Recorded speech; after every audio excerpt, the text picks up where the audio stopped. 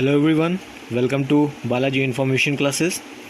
तो दोस्तों, आज आपके लिए सूरदास एक नया टॉपिक है, सूरदास।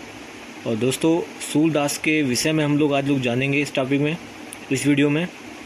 और ये एक मोस्ट इम्पॉर्टेंट टॉपिक है जो आपके UP TET, C TET, UP SSC, UP police यानी अदर हिंदी जो एग्ज़ामिनेशन जिस एग्ज़ाम में हिंदी पूछी जाती है उसके लिए बहुत इम्पॉर्टेंट टॉपिक है दोस्तों।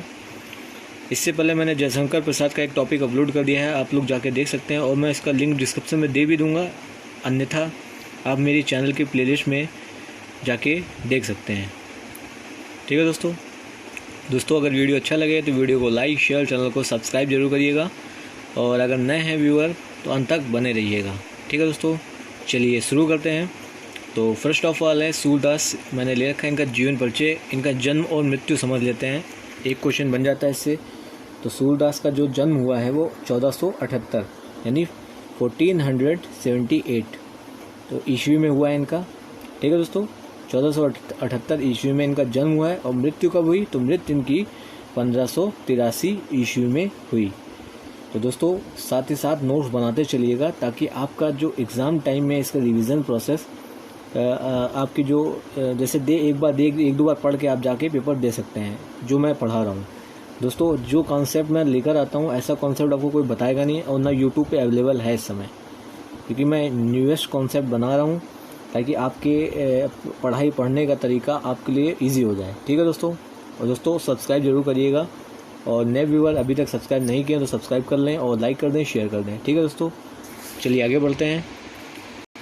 अब हम समझते हैं इनकी जीवन की जो थ्योरी है थोड़ी वो पढ़ते हैं हम लोग। तो दोस्तों, इनका जन्म आगरा के समीपवर्ती ग्राम रुनकता में हुआ था। ठीक है दोस्तों, इनका जन्म आगरा के समीपवर्ती ग्राम रुनकता में हुआ था। ठीक है दोस्तों, पहला पॉइंट क्लियर होगा आपका।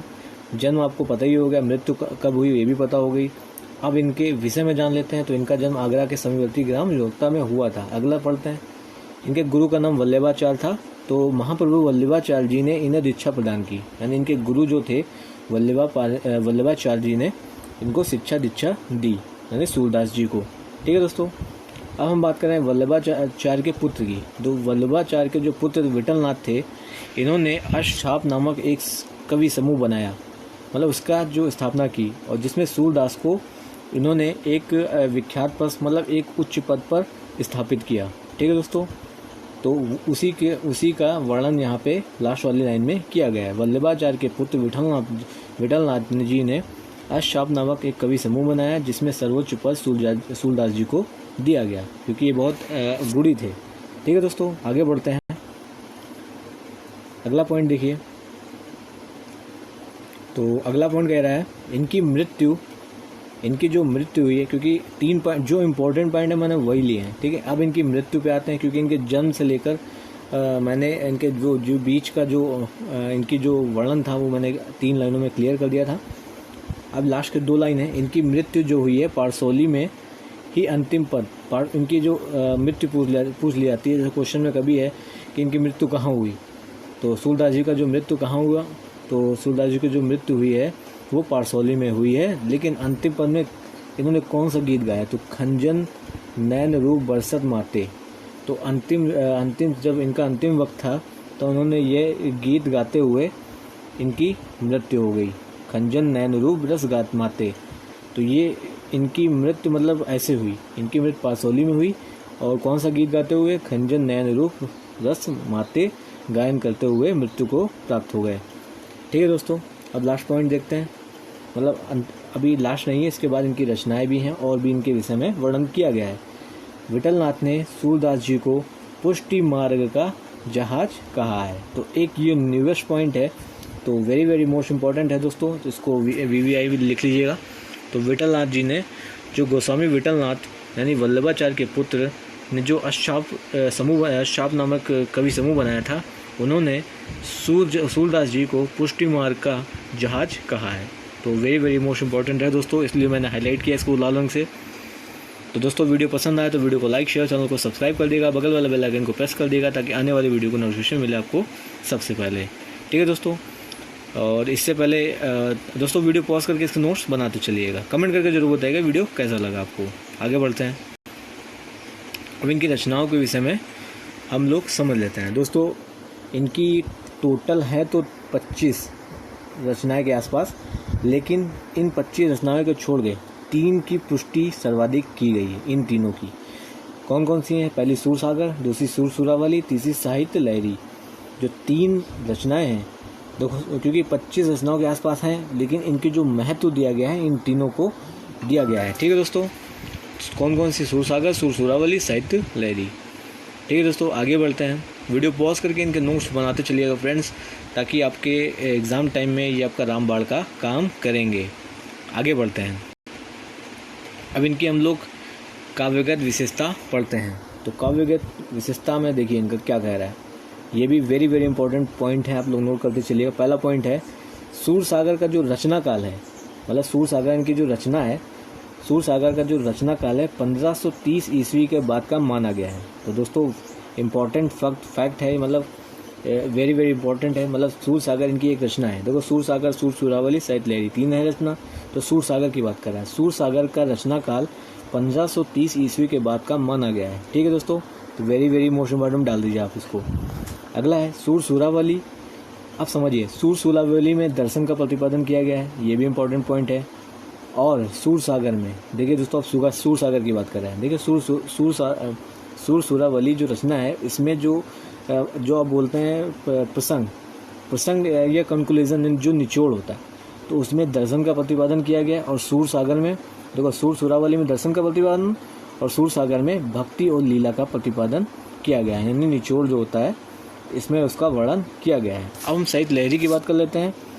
तो दोस्तों साहित्य लहरी में काव्य शास्त्रीय परंपरा का प्रतिपादन किया गया है। मतलब साहित्य लहरी जो एक रचना है, उसमें काव्य शास्त्रीय परंपरा का वर्णन किया गया है। ठीक है दोस्तों कुछ शब्द रिपीटेड हुए होंगे तो आप लोग माइंड में करिएगा। आपके सामने नोट्स बने हैं, आप लोग लिखते चलिएगा और समझते चलिएगा। लर्निंग प्रोसेस स्ट्रांग रखिएगा, और कहीं भी कोई प्रॉब्लम हो तो कमेंट करके ज़रूर बताइएगा हमें, ताकि मैं आपकी हेल्प कर सकूं और आपको पुनः इसको बता सकूं।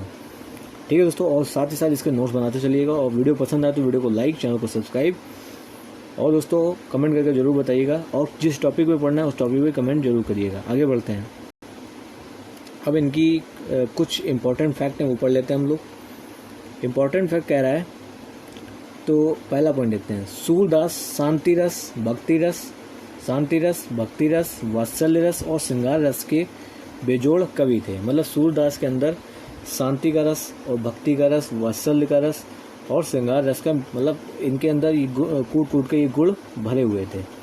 ये टैलेंट है उनके अंदर का। ठीक है दोस्तों, क्योंकि जो टैलेंटेड बंदे होते हैं उन्हीं पर एक जीवन परिचय लिखा था। हरिवंश राय बच्चन अमिताभ बच्चन के पिताजी हैं, तो एक नायक उनके अंदर कुछ ना कुछ बात थी, तभी आज उनके ऊपर जीवन परिचय लिखा गया है। तो दोस्तों अब हम बात कर लें इनकी भाषा का। तो इनकी भाषा है इनकी साहित्यिक ब्रज भाषा। ठीक है दोस्तों, ये भाषा पूछ लेता है कभी कभी एग्जाम में, सूरदास की भाषा कौन सी है? तो दोस्तों साहित्यिक ब्रज भाषा। ठीक है दोस्तों, पहला पॉइंट क्लियर, दूसरा पॉइंट क्लियर। अब हम तीसरे पॉइंट की बात करते हैं। तीसरा पॉइंट कह रहा है अनुप्रास, उपमा, रूपक और उत्प्रेक्षा अलंकार इनके प्रिय अलंकार थे। मतलब अनुप्रास अलंकार, उपमा अलंकार, रूपक अलंकार और उत्प्रेक्षा अलंकार सूरदास जी के प्रिय अलंकार थे। ठीक है दोस्तों, तो दोस्तों ये इम्पोर्टेंट फैक्ट है जो आपके कभी भी कोई एग्ज़ाम में पूछे जा सकते हैं। तो मैंने फैक्ट यहाँ पे ले रखे हैं, और वीडियो पॉज करके इसके नोट्स पहले बना लीजिएगा, फिर आगे इसको लर्निंग प्रोसेस करिएगा। 2 से 3 बार वीडियो ज़रूर देखिएगा, ताकि आपके माइंड में भी सेट हो जाए और नोट्स भी आपके पक्के हो जाए। ठीक है दोस्तों, अब आगे बढ़ते हैं। तो दोस्तों आगे आपके सामने है जो है, बस जो इतना इम्पॉर्टेंट फैक्ट एक चैप्टर में बन सकता था तो मैंने ले लिया। तो दोस्तों ये वीडियो कैसा लगा ये कमेंट करके ज़रूर बताइएगा। तो मेरा मानना यही है कि आप उतना ही पढ़ो जितना एग्ज़ाम में पूछा जाए। मतलब ज़्यादा लेंथी पढ़ेंगे तो भैया सिलेक्शन होने के चांसेस उसमें कम हो जाए। जैसे अगर आप मान लीजिए 100% प्रिपरेशन कर रहे हैं तो आपका सिलेक्शन नहीं होगा। अगर 70 to 75% आप तैयारी कर रहे हैं तो आपका सिलेक्शन बहुत पहले होगा। मैंने बहुत ऐसे देखे हैं दोस्तों। ठीक है दोस्तों, तो दोस्तों अगर वीडियो पसंद आए तो वीडियो को लाइक शेयर, चैनल को सब्सक्राइब कर दिएगा। ठीक है दोस्तों, मिलते हैं नेक्स्ट वीडियो में। Thank you for watching this video, big thumbs up and subscribe my channel. जय हिंद, जय भारत दोस्तों।